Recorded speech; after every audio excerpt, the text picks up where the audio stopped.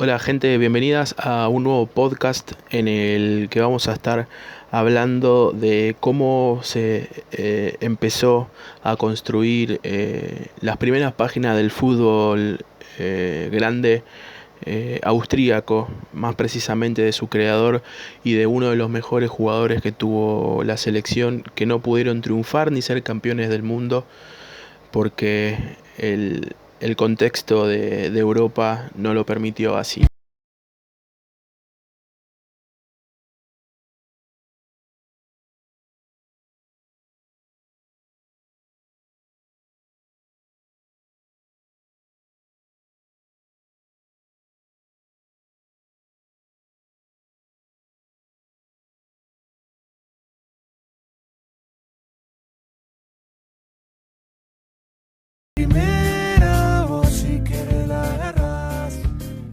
Todo arranca en Malešov, en la República Checa Bohemia, donde se empezaron a escribir las primeras páginas del mejor fútbol que dio la historia de Austria. Una familia de comerciantes de origen judío fue donde nació un chico que iba a cambiar la forma de ver el fútbol en el país, en el extinto imperio austrohúngaro. Fue el hombre que podría haber conseguido tener a una de las mejores selecciones del mundo, donde podría haber conseguido uno o dos títulos mundiales. Hablamos de Hugo Meils, que fue en el año 1881 en el que nació. Ya con 15 años, él abandonó su familia para finalizar sus estudios en Viena, en la capital austrohúngara, eh, donde se dividía en dos sus pasatiempos, que eran sus dos pasiones. La primera, el fútbol, y la segunda, que eran las finanzas. Cuando jugaba, era en el Vienna Cricket and Football Club, el equipo donde pasaba su tiempo deportivo, y cuando se cambiaba eh, la ropa de futbolista por el traje, trabajaba en el Landesbank. Su pasión casi enfermiza por el desarrollo y la profesionalización del fútbol llevó a que abandonara su exitosa carrera que llevaba como, como contador, y abandonó todo para meterse de lleno en el fútbol. Fue muy importante no solo en Austria, su país, sino que en gran parte de Europa, porque fue primero que fue uno de los fundadores de la Asociación Austríaca de Fútbol a principios del siglo XX, y fue el impulsor de la Copa Mitropa, que fue la precursora de la Copa Europa, que se disputó entre los mejores clubes de Centro Europa desde 1926 hasta que estalló la Segunda Guerra Mundial. Su pasión no solamente se centraba en el desarrollo del fútbol en el país, sino que también era muy conocedor de juego y un entusiasta de la táctica. Por eso, con tan solo 31 años, fue el director técnico a cargo de la selección austríaca, pero su primera etapa en el club no llegó a durar los 2 años, porque el 28 de julio de 1914 se declaró la guerra del Imperio Austrohúngaro a Serbia por el asesinato del heredero al trono Francisco Fernando. Bueno, empezó la Primera Guerra Mundial y Hugo Meils dejó el banco dirigiendo a la selección de Austria para defender a su patria en la guerra. En 1919, con la conclusión de la guerra y la disolución del Imperio Austrohúngaro, Hugo volvió a retomar su cargo en el combinado nacional. Pero en todo este momento Hugo iba a conocer a un futbolista inglés que se había cansado de ese fútbol tosco y, y poco combinativo, más bruto que había, y se fue de viaje para profesar su forma de ver el fútbol en los países de Europa Central como Holanda, Austria, Hungría, Suiza, Alemania y Francia. Fue un profeta repudiado en Inglaterra, ya que estuvo llevando su ideología a países que fueron enemigos en la Primera Guerra Mundial y esto le valió el título de traidor.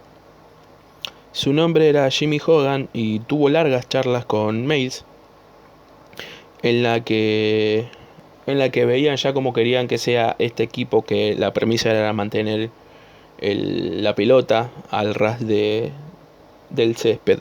Era el fútbol que les gustaba a los dos. Y así Hugo Mays instauró ese estilo en la Austria de los años 20 y una década después nacía una selección que fue la mejor selección de la historia de Austria y podría haber sido una de las mejores del mundo, el Wonder Team. El equipo formaba con un 2-3-5 sobre el terreno de juego y tenía grandes futbolistas. Karl Sesta formaba pareja junto a Frank César en la zaga. Joseph Mittig capitaneaba aquel equipo desde el centro del campo. Joseph Vican se mantenía que se mantiene hoy en día como el segundo máximo goleador de la liga austríaca.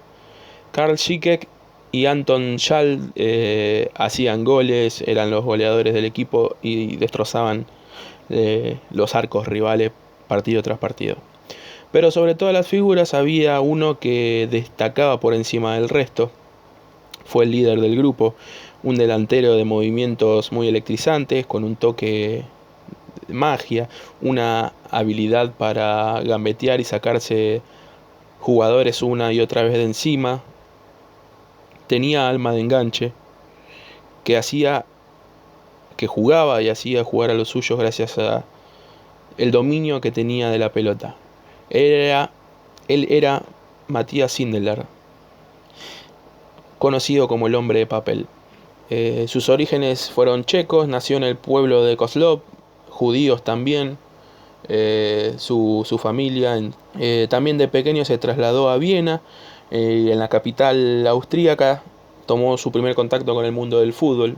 Era un jugador que tenía la capacidad de destrozar a todo un equipo rival y con tan solo 18 años empezó a formar su leyenda en el Hertha de Viena, un modesto club del 10º distrito de la ciudad donde vivía su familia. 3 años después, en la temporada de 1924-1925, llegaba en el Austria de Viena y iba a dejar en las vitrinas del club 2 copas Mitropa, una liga y 5 copas en los 15 años que vistió la camiseta del club. Con 23 años y el apodo de Mozart a las espaldas, porque era su forma de dirigir al equipo, llegó la oportunidad de jugar en la selección y su inicio no podía ser más prometedor. Fue ante Checoslovaquia en un duelo entre países del ya desaparecido Imperio Austrohúngaro, donde Sindelar firmó el gol que le daba la victoria a la escuadra dirigida por Mays, y era el inicio de una etapa dorada para el equipo. A todo esto, en 1930 iba a llegar la primera cita mundialista de la historia, el primer mundial jugado. La mayoría de los candidatos para albergar al primer torneo del mundo eran muchos países europeos, pero la FIFA, de la mano del presidente Jules Rimet, quiso que fuera Uruguay el privilegiado de inaugurar la competencia por los oros que tuvo en los Juegos Olímpicos de 1924 y 1928 y los 100 años que se cumplían de la jura de la Constitución uruguaya. Y así fue como la Copa del Mundo llegó a Sudamérica. Esta decisión no cayó bien en el viejo continente y la mayoría de las selecciones rechazaron viajar al Mundial, teniendo en cuenta las dificultades económicas que había para llegar.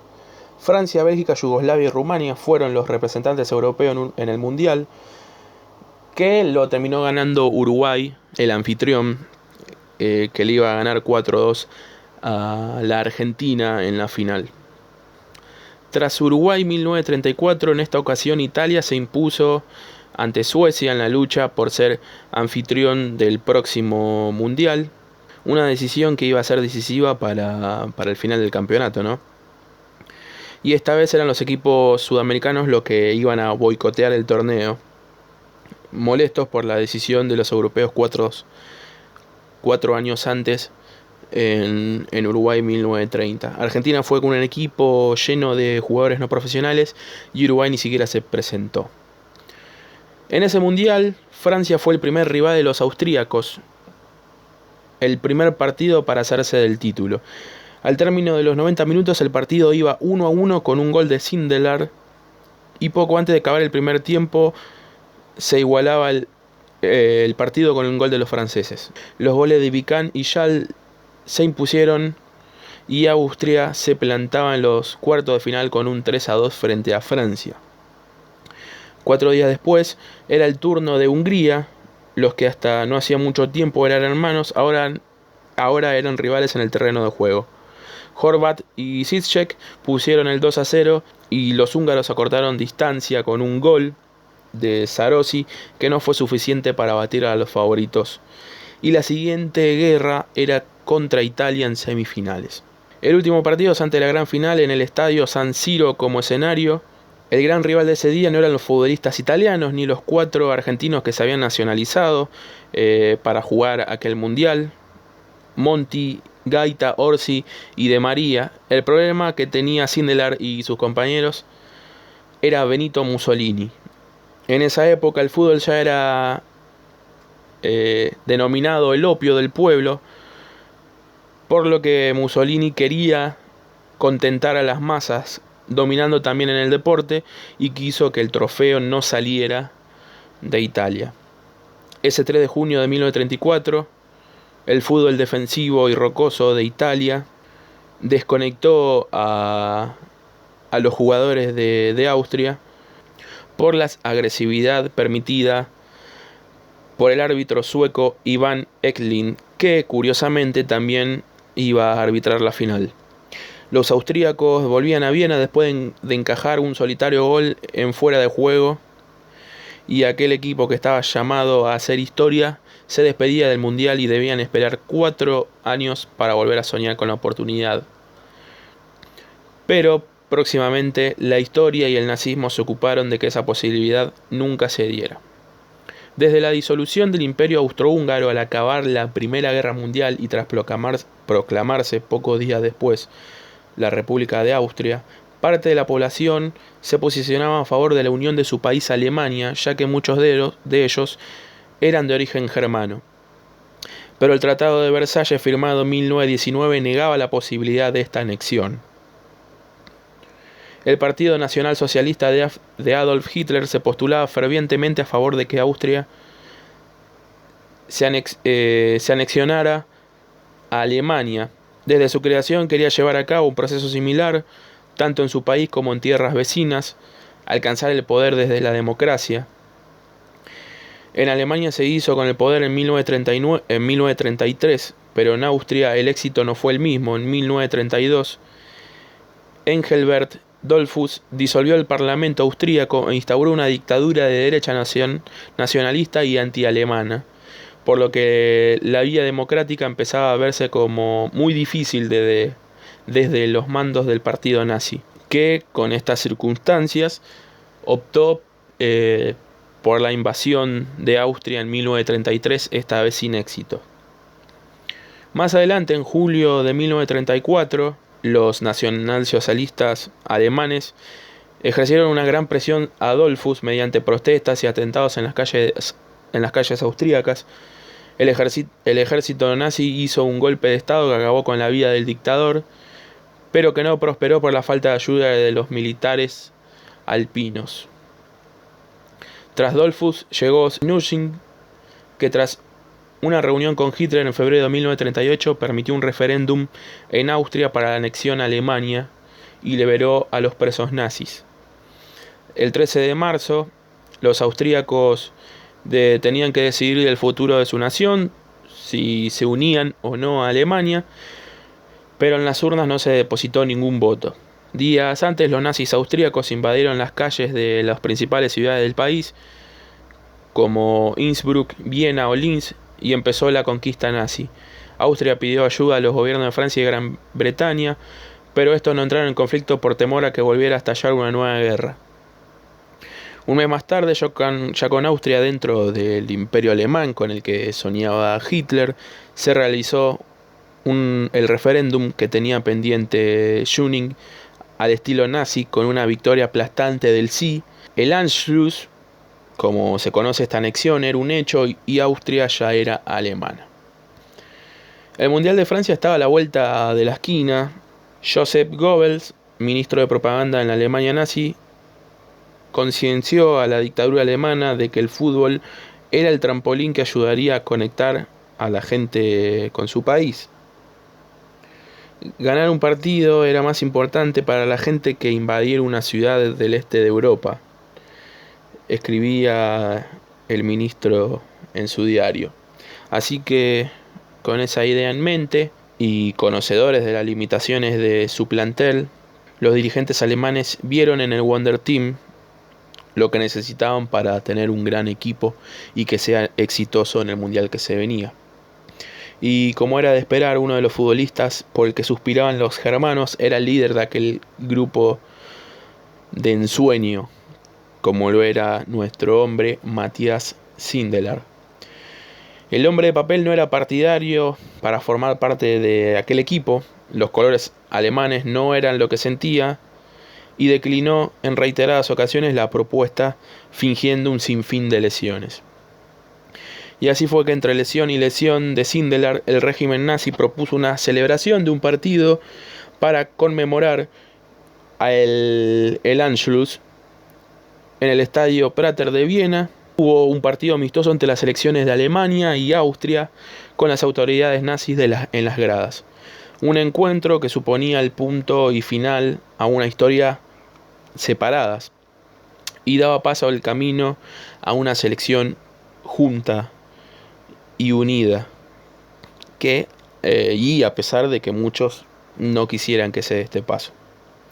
Las autoridades nazis recomendaron a los austríacos que se mostraran endebles durante el partido para que los alemanes no se sintieran menores en condiciones futbolísticas ante el Wonder Team. Como era de esperarse, Sindelar no hizo caso a la petición y ese día sacó todo su arsenal a relucir. Mostró el fútbol con el que había enamorado a toda Austria, los regates, los pases cortos, las gambetas, sacarse rivales del camino, el ataque continuo al rival. Pero a la hora de definir mostraba cierta dejadez, demostrando su resignación, su bronca de pertenecer a un equipo con el que él no se sentía identificado. En el segundo tiempo los goles sí entraron, y a diferencia de lo visto en los primeros 45 minutos, el resultado final reflejó un 2-0 a favor de los austríacos, con tanto del mismo Sindelar y de Karl Sesta. Sindelar no era judío, aunque su familia sí. No festejó su gol a los alemanes aquel 3 de abril de 1938, con una danza burlona ante Adolf Hitler, y tampoco fue un icono de la resistencia austríaca, por lo que no había ningún motivo de enfrentamiento ni de querer acabar con su vida. En el Prater de Viena fue cuando acabó la leyenda de un equipo que comenzaba y que lo tenía todo para hacer historia en el gran fútbol mundial como lo es, valga la redundancia, el Mundial de Fútbol de FIFA. Así como los húngaros en 1954 que perdieron la final del Mundial de Suiza ante Alemania, como la naranja mecánica, que revolucionó el deporte denominándolo fútbol total y se quedó a las puertas de la gloria en las finales de 1974 y 1978, o como Brasil de Sócrates, Zico y Falcao, que dejó su huella en el Mundial de Naranjito sin poder llegar ni siquiera a la semifinal. El Wonder Team vivió lo mismo que esos equipos, la sensación eterna de ser campeón, pero sin tener la copa. Lo que no esperaban los hinchas y aficionados austríacos es que después de la desaparición de aquel equipo que le dio tantas alegrías, el 23 de enero de 1939, Matthias Sindelar y su esposa Camila Castagnola dejaron de vivir. Durante años se habló de una persecución ante las reiteradas negativas del futbolista de ponerse la camiseta de Alemania y de hacer el saludo nazi previo a los partidos. Se dejó caer la noticia de que la muerte de Sindelar fue un suicidio provocado por las amenazas que recibió, pero las autopsias mostraron lo contrario. Ante tal tragedia, Austria se vistió de luto y le ofreció a Matías Sindelar un último homenaje en un funeral de Estado, donde se llenaron las calles de Viena con más de 15.000 personas para despedir a uno de los hombres que más los hizo feliz con su fútbol en su selección y dejó un recuerdo imborrable para la Austria de los años 30. En el certificado de la autopsia que le practicó el doctor Schneider del Instituto de Medicina Forense de la Universidad de Viena, 3 días después del fallecimiento, dicen que fue un accidente doméstico por inhalación de monóxido de carbono a través del funcionamiento defectuoso de una estufa. Todo esto podría ser un mito también, teniendo en cuenta que pudo haber sido una venganza de los nazis y hay muchas teorías conspirativas en cuanto a esto, pero todos sabiendo cómo fue el régimen nazi en Alemania, creo que no hay muchas dudas. Este fue el podcast del día de la fecha, contando la historia de Matías Sindelar y de la selección de Austria de los años 20 y 30, que podía haber sido campeona del mundo y una de las mejores, pero que el fascismo y el nazismo no lo dejó.